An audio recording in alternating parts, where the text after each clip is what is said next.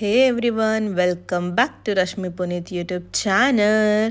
So ಇವತ್ತಿನ updates ಬಂದು ನಮ್ಮ ಏರ್ ಫೋರ್ಸ್ ಯಲಹಂಕನಲ್ಲಿ ಅರೇಂಜ್ ಆಗಿದ್ದಂತಹ ಏಷ್ಯಾಸ್ ಬಿಗ್ಗೆಸ್ಟ್ ಏರ್ ಶೋ. ಹೌದು, ಏಷ್ಯಾಸ್ ಬಿಗ್ಗೆಸ್ಟ್ ಏರ್ ಶೋನಲ್ಲಿ ಎಷ್ಟು variety of choppers, helicopters, aeroplanes ಪ್ರತಿಯೊಂದು ಇದ್ದಾವೆ. ಸೊ ಯಾರ್ಯಾರು ವಿಸಿಟ್ ಮಾಡಿದ್ರಿ, ಯಾರ್ಯಾರು ವಿಸಿಟ್ ಮಾಡಬೇಕು ಅಂತ ಅಂದ್ಕೊಂಡು ಯಪ್ಪ ಈ ಬಿಸಿಲೆಲ್ಲ ಬೇಡ ಅಂತ ಎಷ್ಟು ಜನ ಅಂದ್ಕೊಂಡ್ರಿ ಕಾಮೆಂಟ್ಸಲ್ಲಿ ಹೇಳಿ. ನಾನು ಒಂದಷ್ಟು ಕವರ್ ಮಾಡೋದಕ್ಕೆ ಟ್ರೈ ಮಾಡಿದ್ದೀನಿ. ಸೊ ನೋಡೋಣ.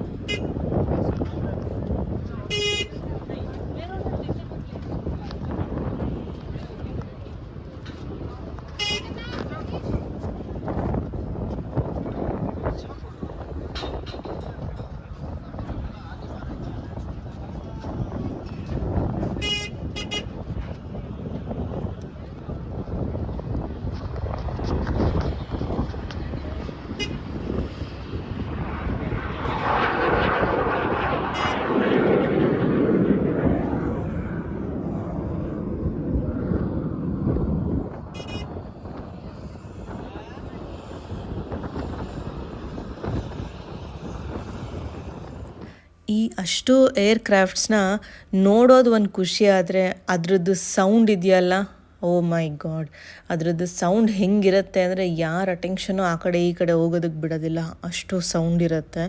So most of from Indian coast guard ಆಗಿರ್ಬೋದು ಅಥವಾ ಮಿಲಿಟರಿ ಏರ್ಫೋರ್ಸ್ ಆಗಿರ್ಬೋದು, ಎಷ್ಟು ಸಾಕಷ್ಟು ವೆರೈಟಿ ಆಫ್ ಏರ್ ವೆಹಿಕಲ್ಸ್ನ ನಾನು ಇಲ್ಲಿ ನೋಡ್ಬೋದು.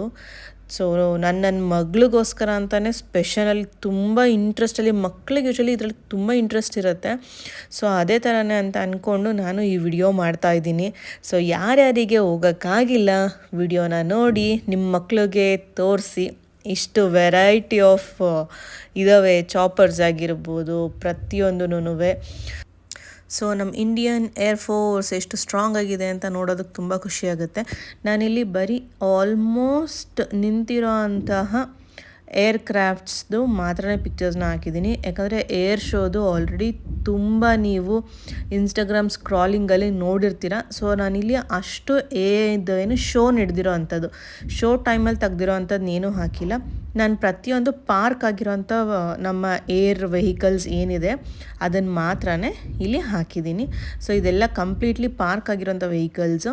ಸೊ ಏರ್ ಶೋ ನಡಿಬೇಕಾದ್ರೆ ಯಾವುದೇ ಥರದ ವಿಡಿಯೋ ಇಲ್ಲ, ಮೇ ಬಿ ಎಲ್ಲೋ ಮಧ್ಯದಲ್ಲಿ ಒಂದು ಸ್ಮಾಲ್ ಕ್ಲಿಪ್ಪಿಂಗ್ ಥರ ಇರ್ಬೋದು ಅಷ್ಟೇ. But heavy ಬಿಸಿಲಿದೆ.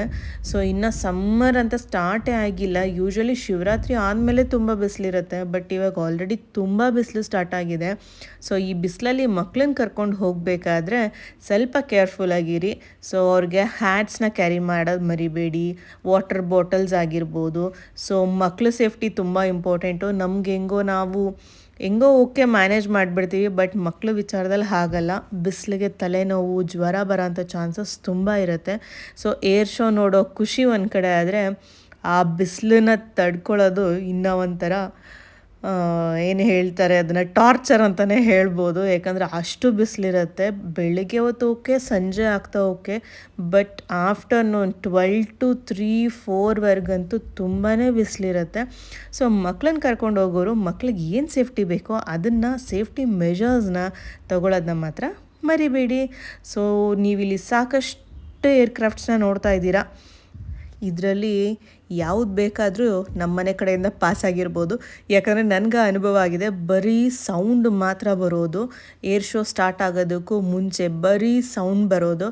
ಎಲ್ಲಿ ಹುಡುಕಿದ್ರೂ ಕೂಡ ಯಾವುದೇ ಏರ್ಕ್ರಾಫ್ಟ್ಸ್ ಕಾಣಿಸ್ತಾ ಇರಲಿಲ್ಲ. ಸೊ ನಿಮಗೂ ಈ ಥರದ ಅನುಭವ ಆಗಿದೆಯಾ ಬ್ಯಾಂಗ್ಳೂರು ಸರೌಂಡಿಂಗ್ ಇರೋರಿಗೆ? ಸೊ ನಮಗಂತೂ ಅನುಭವ ಆಗಿದೆ. ನಾವು ಲಿಟ್ರಲಿ ಮನೆಯಿಂದ ಆಚೆ ಹೋಗಿ 2-3 ಜನ ಎಲ್ಲ ಮನೆಯಿಂದ ಆಚೆ ಬಂದು ಹುಡುಕ್ತಾ ಇದ್ದೀವಿ, ಬಟ್ ಏನೂ ಕಾಣಿಸ್ತಾ ಇರಲಿಲ್ಲ. ಸೌಂಡ್ ಮಾತ್ರ ಹೆವಿಯಾಗಿ ಸೌಂಡ್ ಬರ್ತಾಯಿತ್ತು. ಸೊ ಆ ಥರದ ಅನುಭವ ನಿಮಗೂ ಆಗಿದೆಯಾ ಅಂತ ಶೇರ್ ಮಾಡ್ಕೊಳ್ಳಿ. ಸೊ ನಿಮಗೆ ಈ ವಿಡಿಯೋ ಇಷ್ಟ ಆದರೆ ಮಕ್ಳಿಗೆ ತೋರಿಸಿ, ದೊಡ್ಡವ್ರಿಗೂ ತೋರಿಸಿ, ತುಂಬ ಯೂಸ್ಫುಲ್ ಆಗೋವಂಥದ್ದು. ಸೊ ನಮ್ಮ ದೇಶದ ಬಗ್ಗೆ ನಾವೇ ಪ್ರೌಡ್ ಆಗಬೇಕು, ನಮ್ಮ ಹತ್ರ ಇಷ್ಟು ಕಲೆಕ್ಷನ್ಸ್ ಆಫ್ ಏರ್ಕ್ರಾಫ್ಟ್ಸ್ ಇದೆ ಅಂತ ಹೇಳಿಬಿಟ್ಟು. ಸೊ ವಿಡಿಯೋ ಇಷ್ಟ ಆದರೆ ಲೈಕ್ ಮಾಡಿ, ಶೇರ್ ಮಾಡಿ, ಕಮೆಂಟ್ ಮಾಡಿ, ಸಬ್ಸ್ಕ್ರೈಬ್ ಮಾಡ್ಕೊಳ್ಳಿ. ಪ್ರತಿ ವಿಡಿಯೋನಲ್ಲೂ ಹೇಳ್ತೀನಿ, ಸಬ್ಸ್ಕ್ರಿಪ್ಷನ್ಗೆ ಯಾವುದೇ ಥರದ ಎಕ್ಸ್ಟ್ರಾ ಚಾರ್ಜಸ್ ಇರೋದಿಲ್ಲ. Have a great day, bye.